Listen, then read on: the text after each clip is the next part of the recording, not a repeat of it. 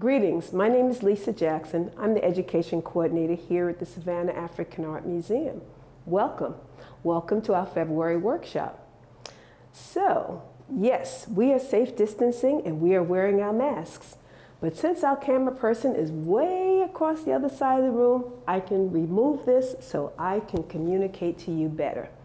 Thank you. And thank you for joining us for our February workshop. Our February workshop is honoring the ancestors. Yes, footprints of our ancestors are evidenced in so many ways in our lives and in so many cultures around the world and celebrated in different ways, different festivals, different celebrations. Individuals celebrate them.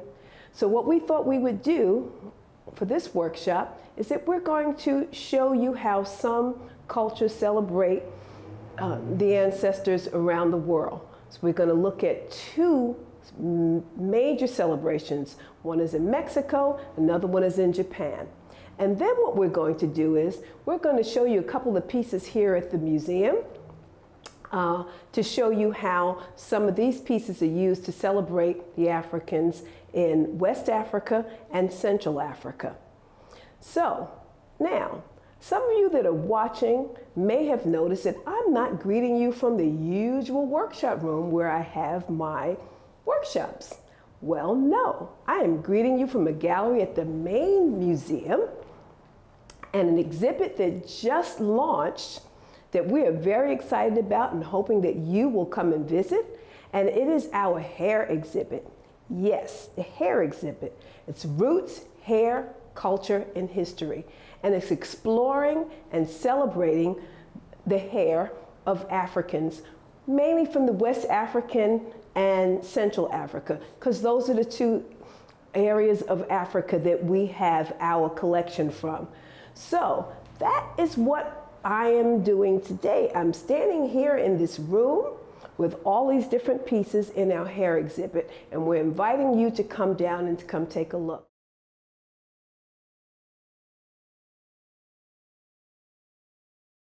Footprints of the ancestors are evidence in many cultures, and they are honored and celebrated in various ways around the world. Today we will take a look at a widely celebrated Mexican celebration, the Day of the Dead, and the Japanese festival Bon or Oban, and we will share a few pieces from our collection that are used in Central and West African honoring of the ancestors.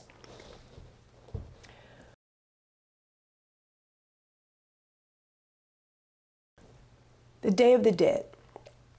Day of the Dead is a Mexican celebration combining the ancient Aztec custom of celebrating ancestors along with All Souls Day, also known as All Saints Day, a holiday when the departed faithful Christians, martyrs, and saints are remembered. It is celebrated on November 1st and November 2nd. The celebration is by no means a somber one. It's a truly celebration of and with the spirits of the dead. It's sort of like a family reunion with family of all ages participating. It's a joyful time of remembrance of the ancestors.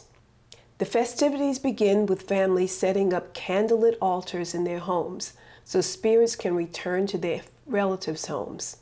Favorite foods of the ancestor are left on the altar along with items of interest and importance to the ancestor, like a book or a musical instrument.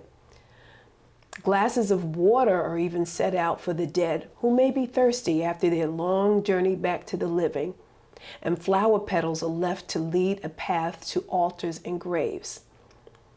The family takes a trip to the graveyard where a feast is spread.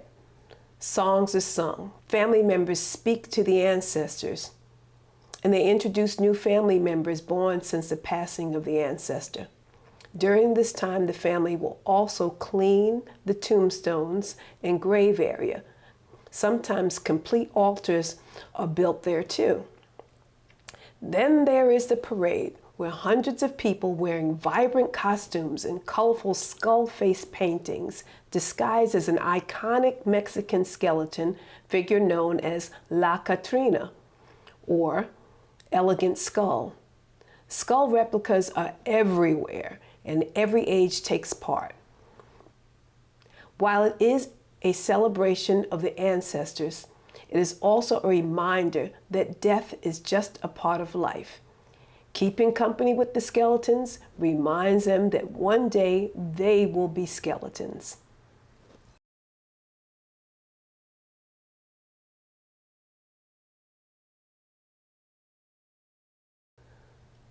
The Bon Festival, or Oban Festival. The Bon Festival has been celebrated annually to commemorate the ancestors for over 500 years in Japan. The festival is held from the 13th through the 15th of either July or August. This depends on the region.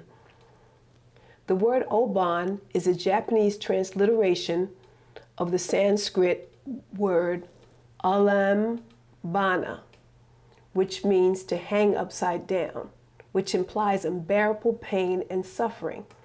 The festival is held to free the ancestors' spirits of their pain. It is believed that each year during Oban, the ancestors' spirits return to this world to pay a visit to their relatives. It is a time for relatives to return to ancestral homes and visit and clean the graves of their ancestors. This Buddhist Confucian tradition is not at all a solemn celebration. There are feasts, fireworks, games, and a dance performed to welcome the spirits of the dead called the Bon Odori. Lanterns are hung in front of houses to guide the ancestors' spirits back to their homes and their families. At the close of the festival, floating lanterns are put into rivers, lakes, and seas in order to guide the spirits back into their world.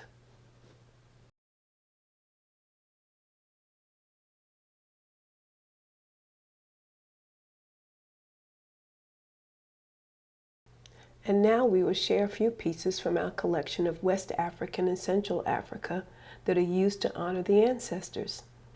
We'll start with the spider stool.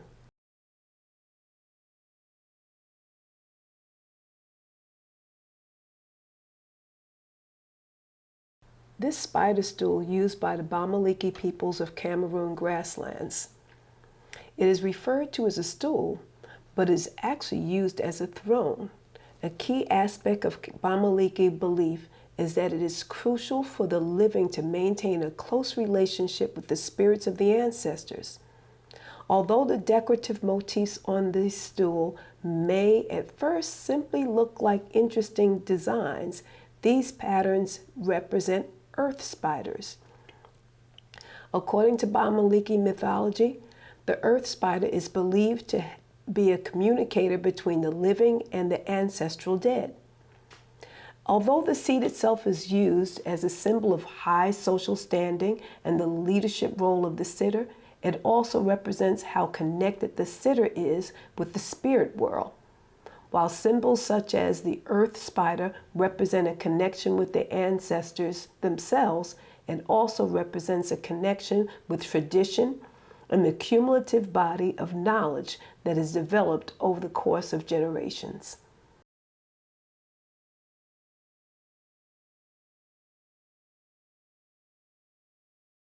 The Egungun. This intricate, vividly designed costume, predominantly made of strips of cloth adorned with beads, leather, bones, shells, metals, and other empowering materials, is worn during the annual month-long Egungun masquerade, which is a cultural tradition practiced by the Yoruba of Nigeria, Benin of West Africa, and the descendants in the African diaspora. Each masquerade costume represents a family lineage and even a specific notable figure within the lineage group.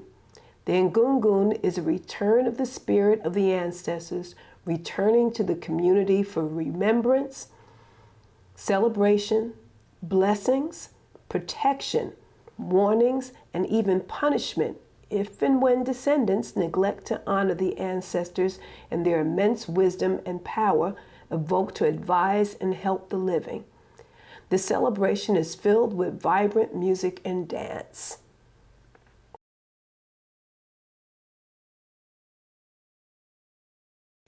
The Mbulu and Ngulu reliquary figure.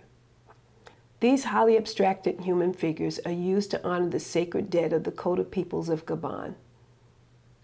These figures would stand over the remains of an ancestor to both mark their resting place and guard them from harm. The diversity of shape and size can be because of personal wealth, social status, and the different interpersonal relationships someone had when they passed. The appearance of these objects can range from faces that are naturalistic to a degree to having the same level of abstraction one would find in Picasso's later works. This is another example of how art is used not only to pay homage to the ancestral dead, but to also tap into the wisdom and magical power it possesses. Thank you. Come pay us a visit to learn more about these pieces and others.